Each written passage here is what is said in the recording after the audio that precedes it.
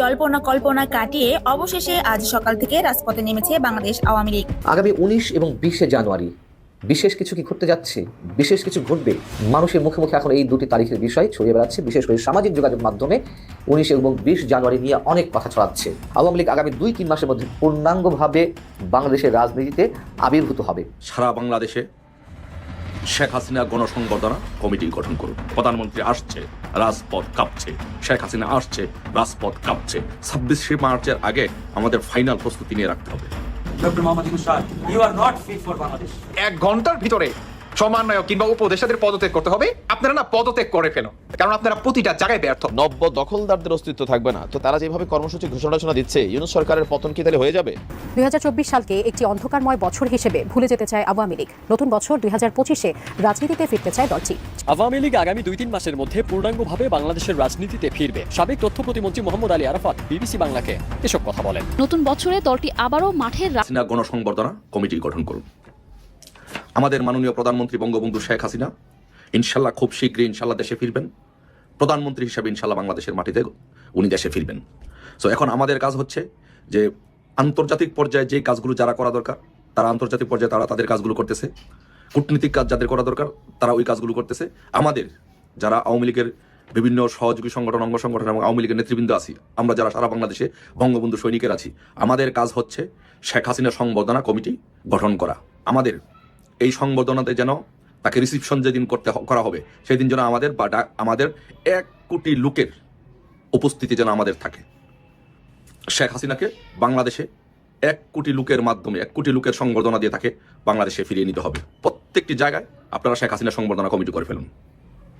শেখ হাসিনা সংবর্ধনা কমিটি করে আপনারা প্রস্তুতি নিয়ে রাখুন।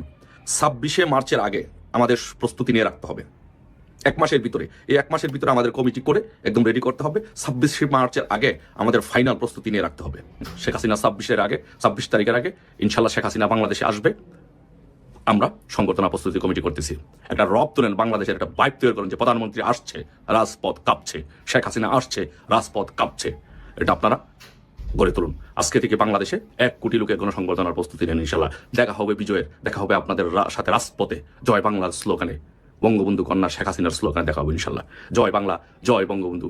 আগামী 19 এবং 20শে জানুয়ারি বিশেষ কিছু কি ঘটতে যাচ্ছে, বিশেষ কিছু ঘটবে। মানুষের মুখে মুখে এখন এই দুটি তারিখের বিষয় ছড়িয়ে বেড়াচ্ছে, বিশেষ করে সামাজিক যোগাযোগ মাধ্যমে 19 এবং 20 জানুয়ারি নিয়ে অনেক কথা ছড়াচ্ছে।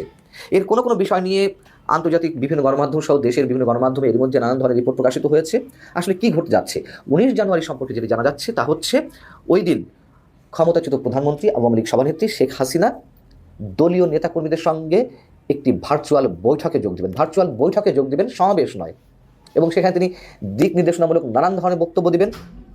এবং নিঃসন্দেহে 5 আগস্টের পরে আওয়ামী লীগের চরমতম দুর্দিনের পরে এটি আওয়ামী লীগের সভানেত্রী শেখ হাসিনার প্রথম কোনো বৈঠক, এটি প্রকাশ্যেই বলা যেতে পারে।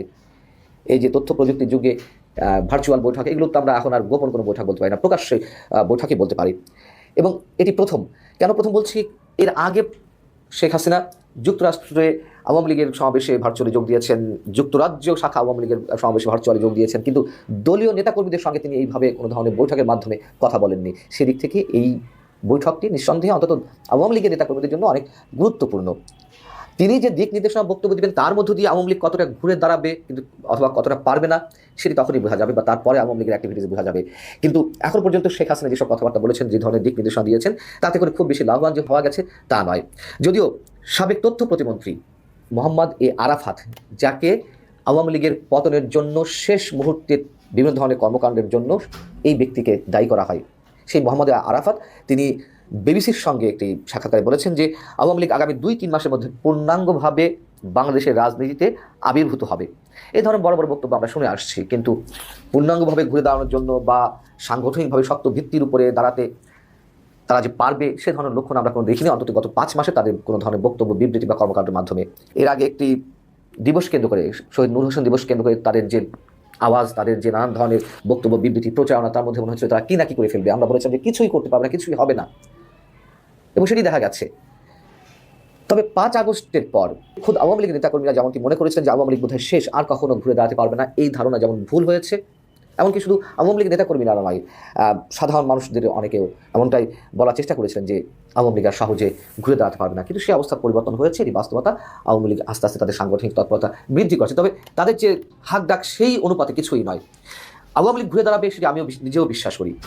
আওয়ামী লীগ, বিএনপির মতন যে রাজনৈতিক দলগুলো এই উপমহাদেশে রয়েছে, তাদের শেকড় একেবারে উপড়ে ফেলা সম্ভব নয়, বরং বারবার তারা ঘুরে দাঁড়ায়, বারবার তারা মানুষের কাছে মিথ্যে প্রতিশ্রুতি দিয়ে হোক আর সততার সঙ্গে যে কোনো প্রতিশ্রুতি দিয়ে হোক তারা আবার ফিরে আসে, এটাই বাস্তবতা।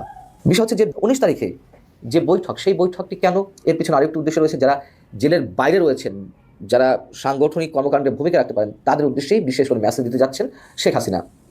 আর জেলের ভিতরে তো অনেকেই রয়েছেন, আওয়ামী লীগের সভাপতি মণ্ডলীর সদস্য থেকে শুরু করে সম্পাদক মণ্ডলীর সদস্য, সহসাধারণ সম্পাদক, সাংগঠনিক সম্পাদকদের অনেকেই জেলে রয়েছেন, কারাগারে রয়েছেন, অধিকাংশ আবার পলাতক রয়েছেন। তাহলে যারা পলাতক রয়েছেন তাদের উদ্দেশ্য মেসেজ, এবং যারা মোটামুটি এলাকায় আছেন এখন পর্যন্ত, মাঝারি গোছে যারা নেতা বা তৃণমূলের, তাদের উদ্দেশ্য নিশ্চয়ই কোনো মেসেজ আসবে। কিন্তু শেখ হাসিনা এখনো পর্যন্ত যে বক্তব্য বিবৃতি দিয়েছেন তা কি খুব বেশি ফলপ্রসূ হয়েছে? বরং মানুষ সেগুলো প্রত্যাখ্যান করেছে। আওয়ামী লীগের নেতা কর্মীরাও তারাও বিরক্ত প্রকাশ করেছে। তাদের যে বিরক্তি প্রকাশ, তার কারণটা কি? যেমন শেখ হাসিনা কখনো কখনো বলেছেন তিনি টুপ করে বাংলাদেশ ঢুকে পড়বেন, তিনি সীমান্তের কাছাকাছি রয়েছেন। এগুলো অবাস্তব কথাবার্তা। এই মুহূর্তে শেখ হাসিনার বাংলাদেশে ফিরে আসা চোখ বন্ধ করে যে কেউ বলে দিতে পারেন যে একেবারেই অবাস্তব একটি বিষয়। তারপর কি বলেছেন? অনেক আপত্তিকর কথাবার্তা বলেছেন। তার নামে যে হত্যা মামলা হয়েছে, শতাধিক বা 200-র বেশি মামলা হয়েছে, তিনি অন্তত এভাবে বলেছেন, অন্তত তাকে হত্যার জন্য যে মামলাগুলো হয়েছে, যারা মামলাগুলো করেছে তাদেরকে অন্তত হত্যার লাইসেন্স পাওয়া গেল, এই ধরনের মন্তব্য করার চেষ্টা করেছেন। যেই পুলিশ সদস্যরা তাদেরকে ডিস্টার্ব করছে, দলীয় নেতাকর্মীদেরকে তাদের লিস্ট করে রাখতে বলেছেন। এগুলো আওয়ামী লীগের নেতাকর্মীদের সাময়িকভাবে মনোবল চাঙ্গা করা এক ধরনের একটা প্রক্রিয়া হতে পারে, কৌশল হতে পারে, কিন্তু এতে খুব বেশি লাভবান আওয়ামী লীগের নেতাকর্মীরা হতে পারেননি, আওয়ামী লীগ হতে পারেনি, বরঞ্চ আওয়ামী লীগের কোনো কোনো নেতাকর্মীদেরকে বিপদে ফেলা হয়েছে। এর মধ্যে যাদের সঙ্গে তিনি টেলিফোনে কথা বলেছেন, সেই মানুষগুলো বিপদে পড়েছেন। আওয়ামী লীগের নেতাকর্মীরা এটা চান যে তিনি দায়িত্বশীল বক্তব্য দেন, তিনি বাস্তবতার নিরিখে যাতে দিক নির্দেশনামূলক বক্তব্য দেন, সেটিই চান। এটা আমি অনেকের সাথে কথা বলে দেখেছি। অনেকে তার বিভিন্ন ধরনের বক্তব্যের কারণে বিরক্ত। এখন দেখা যায় 19 তারিখে কী ধরনের বক্তব্য দেবেন। আর নতুন করে অনেক ধরনের কথাবার্তা হচ্ছে যে আওয়ামী লীগকে ঢেলে সাজানো হবে, তরুণ নেতৃত্বকে আনা হবে। খুব ভালো কথা, যাদের ইমেজ এখনও পর্যন্ত মানুষের কাছে গ্রহণযোগ্য, তাদেরকে দিয়ে যদি আওয়ামী লীগ পুনর্গঠন করা যায়, নতুনভাবে নতুন সাংগঠনিক ভিত্তিতে আওয়ামী লীগ আসে, মানুষ গ্রহণ করলে করতেও পারে। তবে আওয়ামী লীগ ঘুরে দাঁড়াবে আমি প্রথমেই বলেছি, এটা আমি বিশ্বাস করি, এটি আমার অভিজ্ঞতা থেকে আমি বলতে পারি। কিন্তু ক্ষমতায় আসবে আগামী 10-15 বছরের মধ্যে, অন্তত 10 বছরের মধ্যে, এমনটি কল্পনা করা মোটামুটি অবাস্তব, এটাও আমি বলবো। আর 20 জানুয়ারি সম্পর্কে যেগুলো সামাজিক যোগাযোগ মাধ্যমে নানান ধরনের মন্তব্য করা হচ্ছে, এটা পুরোপুরি আপাতত এই মুহূর্তে অবাস্তব।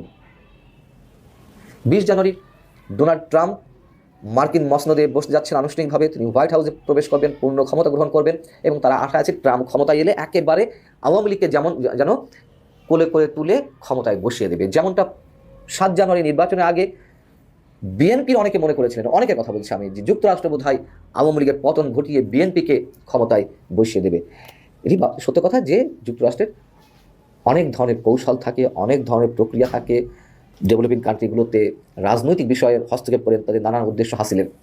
কিন্তু এইভাবে না একেবারে রাতারাতি কিছু করে ফেলবে, এগুলো একেবারে ছেলে মানুষ যারা এগুলো ভাবছেন।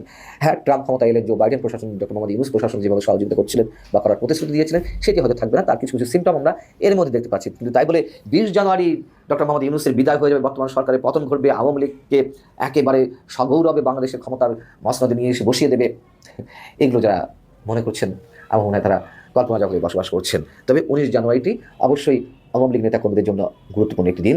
শেখ হাসিনা যদি দায়িত্বশীলতার সঙ্গে বাস্তবতার নিরিখে কোনো দিক নির্দেশনা দিতে পারেন, অবশ্যই সেটি আওয়ামী লীগের জন্য ভালো। আর আওয়ামী লীগকে সুসংগঠিত করবে তরুণ নেতৃত্বের মাধ্যমে, ক্লিন ইমেজের ব্যক্তিদের মাধ্যমে। সাথে যদি 5 আগস্ট আগে সরকারি দল হিসেবে আওয়ামী লীগের যে ভূমিকা, তার জন্য ক্ষমা না চাক, অন্তত যদি ভুল হয়েছে এমন কিছু মন্তব্য করে থাকেন, অনেক ক্ষেত্রে ভুলের কথা তারা স্বীকার করে থাকেন, সেটি আওয়ামী লীগের জন্য অবশ্যই ইতিবাচক কোনো বার্তা নিয়ে আসতে পারে। আজকে আমরা বলতে বাধ্য হচ্ছি যে আওয়ামী লীগের যে কালচার, আওয়ামী লীগের যে সংস্কৃতি ছিল, আর বর্তমানে ডক্টর মোহাম্মদ ইউনূসের সরকারের আমলের এই যে কালচার সংস্কৃতির মধ্যে তফাৎটা কোথায়? আজকে আমরা ধিক্কার জানাই কিভাবে এই খুনিরা 6 ঘন্টার মধ্যে জামিন পায়। 2 জন আক্রমণকারীকে পুলিশ গ্রেফতার করেছিল, তাও আমাদের চাপে। আমরা এই বিশ্ব বরেণ্য বাংলাদেশের একমাত্র নোবেল বিজয়ী ডক্টর মোহাম্মদ ইউনূসকে প্রধান চেয়ারে বসিয়েছিলাম। আমাদের আশা ছিল তিনি ন্যায় বিচার প্রতিষ্ঠা করবেন, তার মাধ্যমে বিচার বিভাগ স্বাধীন হবে, বাংলাদেশের মানুষ ন্যায় বিচার পাবে, এটাই ছিল আমাদের প্রত্যাশা। কিন্তু তিনি চেয়ারে বসার পরেও আমরা যে ধরনের ঘটনাগুলো দেখতে পাচ্ছি, আসলে আমাদের বলতে এখন আমরা বাধ্য হচ্ছি, doctor Mohammad Yunus sir, you are not fit for Bangladesh. এখন তিনি এতদিন বলতেন যে শেখ হাসিনার পুলিশ, শেখ হাসিনার ছাত্রলীগ, শেখ হাসিনার এটা, শেখ হাসিনার সেইটা। এখন তো ভাই শেখ হাসিনা নাই, এখন কি আছে? ডক্টর মোহাম্মদ ইউনূস আছে। তিনি আশ্চর্য হয়েছেন যে এই ইউনূস সরকারের পুলিশ কিভাবে ফাংশন করছে, কিভাবে ওনাকে যারা মানলো তারা 6 ঘন্টার মধ্যে জামিন পেয়ে গেল। আমার কাছে একটা প্রশ্নবোধক চিহ্ন যে ফারুকের উপর যে হামলা হয়েছে, যেভাবে রক্তাক্ত হয়েছে, এগুলো কিন্তু ফুটেজ কানেক্টেড। তারপরে অপরাধীরা গণ অধিকার পরিষদের চাপে গ্রেপ্তার হইল, 6 ঘন্টার মধ্যে আসলে কিভাবে জামিন হলো? তার মানে কি হ্যালো? তিনি দাবি করছেন যে আগে এরকম জামিনগুলো কিভাবে হইতো, যে শেখ হাসিনার বাসভবন থেকে একটা জজদের কাছে একটা মেসেজ যাইতো, জজরা অসহায় ছিলেন, যখনই শুনতো ছাত্রলীগ বা অমুক লীগ বা তমুক লীগ, তখন জজরা সেখানে রায়ের বেলায় তারা তাদের নিজস্ব মতামত বা যেটা রায় দেওয়া সেটা দিতে পারতেন না, এটা সেটেল থাকতো। তো আজকে তিনি একইভাবে বলছেন যে আজকেও কি আপনার ইউনূসের বাসভবন থেকে এরকম চিঠি গেল যে জজ সাহেব তাদেরকে 6 ঘন্টার মধ্যে কারাগারে যাওয়ার আগেই হাইকোর্ট থেকে এই আসামিরা জামিন পেয়ে গেল। আমরা কিন্তু এই জায়গাতে একটা প্রশ্নবোধক চিহ্ন রাখতে চাই, যদি এই হয় তাহলে এই দেশে বিচার ব্যবস্থা কবে ঠিক হবে? ফারুক তো রক্তাক্ত হয়েছে, এটা তো একদম চোখের সামনেই। তাহলে এত দ্রুত কেন মুক্তি পেল? কারণ তারা বৈষম্যবিরোধী ছাত্র আন্দোলনের পোলাপেন, সার্জিসের খুব কাছের। এই তো এই জিনিসগুলাই বাংলাদেশ আওয়ামী লীগ সরকারের পতনের জন্য মানে দায়ী ছিল, যে পুলিশ গ্রেপ্তার করতো না, আদালতে গেলে আমাদের বিচারকরা, যে এখন 12 বিচারকের বিরুদ্ধে ইনভেস্টিগেশন হচ্ছে, রাষ্ট্রপতি নির্দেশ দিলেন। তো এখন যারা দায়িত্ব পালন করছেন, সার্জিসরা এসে যাদেরকে উৎখাত করলেন বিচারকদেরকে, আমরাও চাইছি বিচার বিভাগ নিরপেক্ষ থাকতে হবে। কে কোন দলের, কে কোন ধর্মের, কে কার ভাগিনা ভাতিজা ভাগ্নি ডাজন্ট ফ্যাক্ট, বিচারক রায় দিবেন যেটা সত্যি যেটা ন্যায় সেটার পক্ষে। তো এখন ফারুকের বক্তব্যগুলো তো শুনছেনই, মানে তিনি আরো ভিন্ন ভাষায় আরো বিশাল এক বক্তব্য দিয়েছেন। তো আরেক জায়গায় গণ অধিকার পরিষদের আরেকটা বক্তব্য আসছে যে তরুণরা ঐক্যবদ্ধ হলে নব্য দখলদারদের অস্তিত্ব থাকবে না। তো তারা নব্য দখলদার বলতে কাদেরকে বোঝাইলো? শব্দগুলো আমরা তো আর বাঙালি, হ্যাঁ, কখলে কলিকাতা বোঝা জাতি, আমরা কিন্তু বুঝি। ভাসুরের নাম মুখে আনে না, বাবিয়ে শোনো ভাসুরের নাম মুখে আনতে নাই, নতুন নতুন বিয়ে হওয়ার পরে ওনারা বুঝ দিচ্ছে। তো ওইরকম আর কি। এখন ওই যে বিএনপিও বলে একটি দল, জামাত বলে ওই যে ওরা, বাট বাঙালি বোঝে কে কারে আসলে গুতাচ্ছেন। তো ফারুক যেটা বুঝাইতে চাইছেন যে নব্য দখলদার বলতে ইউনূস সরকার ডাজন্ট ফিট। তারপর আরো কি কি শব্দ ইংরেজি কয়, মাশাআল্লাহ, হ্যাঁ, শিক্ষিত বোঝাই যায়। তো আবার সাথে সাথে বাংলাও বলে, গরিবদের বোঝার স্বার্থে বা আমরা যারা অর্ধশিক্ষিত আছে তাদের বোঝার স্বার্থে। তো সবকিছু মিলে এই সরকারের স্টেবিলিটি নিয়ে কথা বলে কিন্তু ফারুক ভাই কেলা লিখেছিলেন আহত অবস্থায়। এটাকে বলে বীরের জাতি। বাঙালিকে বীরের জাতি কেন বলে? হ্যাঁ, মাথার মধ্যে শিলি টিলি নিয়ে পট্টি বাইধা বৈশও কিন্তু ডক্টর ইউনূস সম্পর্কে সমালোচনা বন্ধ করে নাই। বরঞ্চ সরকারের যারা সমর্থক, ওই যে এখন তার ছাত্রলীগ দলটল নাই, বৈষম্যবিরোধী ছাত্র দল আছে, তো তাদেরকে কিন্তু সমালোচনা করছেন। তো এরকম যদি হয়, তারা যেভাবে কর্মসূচি ঘোষণা দিচ্ছে, ইউনূস সরকারের পতন কি তাহলে হয়ে যাবে? দুইটা টিম যদি এভাবে একটার সাথে মাঠের মধ্যে লাগালাগি করে, কারণ সবাই তো তারা বলতেছে আমরা এটা নেতৃত্ব দিছি, আমরা এটার মাইট খাইছি, জেল খাচ্ছি, জুলুম খাচ্ছি, আমরা রাজপথে নামবো এই সরকারের বিরুদ্ধে। তাহলে তো আপনারা সরকারের পতন করাই ছাড়বেন। মানে এরপরে কাকে চাচ্ছেন? Who is next? কোন সরকারকে আপনারা মনে করবেন ফিট? যে সার্কামস্টেন্সেস আমরা দেখছি, এই সার্কামস্টেন্সেসে কোনো সরকারই ফিট হবে না। দেখা যাক তারপরেও ইউনূস সরকার এটাকে কিভাবে ডিফিট করেন। আওয়ামী লীগ আগামী 2-3 মাসের মধ্যে পূর্ণাঙ্গভাবে বাংলাদেশের রাজনীতিতে ফিরবে, তবে সেটি কিভাবে হতে পারে তা নিয়ে কোনো ধারণা দেননি তিনি। সাবেক তথ্য প্রতিমন্ত্রী মোহাম্মদ আলী আরাফাত বিবিসি বাংলাকে এসব কথা বলেন। গত 5 আগস্ট ছাত্র জনতার গণ অভ্যুত্থানে ক্ষমতা ছেড়ে ভারতে আশ্রয় নিয়েছেন শেখ হাসিনা। আগামী 19 জানুয়ারি আওয়ামী লীগের নেতাকর্মীদের সঙ্গে এক ভার্চুয়াল বৈঠকে তার দিক নির্দেশনামূলক ভাষণ দেওয়ার কথা রয়েছে। উদ্যোগটি সফল হলে এটি হবে শেখ হাসিনার সঙ্গে তার নেতাকর্মীদের প্রথম বৈঠক। দলটির যুগ্ম সাধারণ সম্পাদক আফম বাহাউদ্দিন নাসিম বলেন, শেখ হাসিনা সহ দলের নেতারা এর মধ্যেই তৃণমূলের ইউনিট নেতাদের সাথে আলোচনা শুরু করেছেন। লেভেল প্লেইং ফিল্ড হলে নির্বাচনেও যাব, এটাই আওয়ামী লীগের ঐতিহ্য। আমরা দলকে সংগঠিত করার কার্যক্রম শুরু করেছি। রাজনৈতিক বিশ্লেষক ও ঢাকা বিশ্ববিদ্যালয়ের শিক্ষক জুবাইদা নাসরিন বলেন, শেখ হাসিনা বা আওয়ামী লীগের রাজনৈতিক কর্মকাণ্ডে কোনো নিষেধাজ্ঞা নেই, তাই তিনি দলের নেতাকর্মীদের সাথে বৈঠক করতেই পারেন। এমন বৈঠক হতে পারে দলকে টিকিয়ে রাখার একটি রাজনৈতিক কৌশল। তবে সে বৈঠকে শেখ হাসিনা কি বার্তা দেন সেটাই দেখার বিষয়। আসলে কি করছে আওয়ামী লীগ? শেখ হাসিনা এর মধ্যেই ব্রিটেন সহ কয়েকটি দেশের আওয়ামী লীগের সিনিয়র নেতাদের পাশাপাশি বাংলাদেশের তৃণমূল পর্যায়ের বেশ কিছু নেতার সঙ্গে ফোনে কথা বলেছেন। দলের সাধারণ সম্পাদক ওবায়দুল কাদের সহ বিতর্কিত কয়েকজনকে সব কার্যক্রম থেকে দূরে থাকতে এবং গণমাধ্যমে আওয়ামী লীগের পক্ষে কোনো মন্তব্য না করতে নির্দেশনা দেওয়া হয়েছে বলে তথ্য পাওয়া গেলেও এর সত্যতা যাচাই করা সম্ভব হয়নি। এর মধ্যেই খবর এসেছে আগামী 19 জানুয়ারি শেখ হাসিনা তার দলের নেতাদের সঙ্গে একটি ভার্চুয়াল বৈঠক করবেন।